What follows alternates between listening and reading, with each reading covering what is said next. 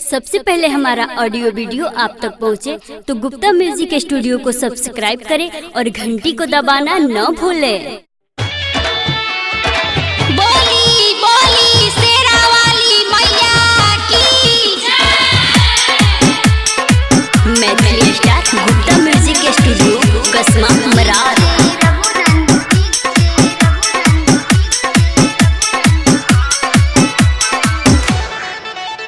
मिट्टिया के मूर्ति से माई मुस्काली मूर्ति में जान बसल बा।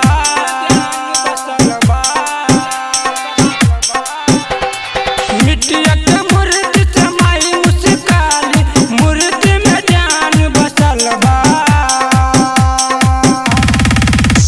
माई के पंडाल सजल बा, भगतन के भीड़ लगल बा।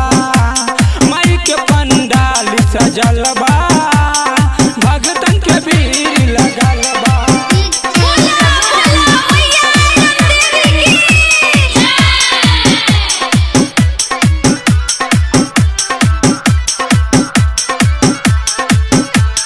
डीजे बजे भाई सब ठुमका लगाई, सुन रात भर होई जागरण माँ।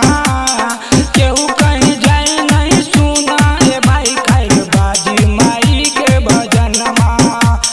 डीजे बजे भाई सब ठुमका लगाई, सुन रात भर होई जागरण माँ।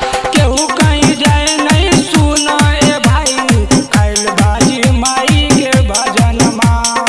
चम चम चमकेला माई के मुकुटवा, लागेला हंसत खिलत बा। चम चम चमकेला माई के मुकुटवा, लागेला हंसत खिलत बा। माई के पंडाल सजल बा, भगतन के भीड़ लगल बा। माई के पंडाल सजल बा, भगतन के भीड़ लगल बा। माई के पंडाल सजल बा, भगतन के भीड़ लगल बा। बोला बोला आयरन देवी मैया की। सोनुआ सचिन परा दिए रात दिन प्रसादी माई के खुआई है। राजा कुमार के माई सपना पूरा महिमा तोहार सुनई है। मैया के माई जल सरदा पुराई, भगतन के भीड़ लगल बा।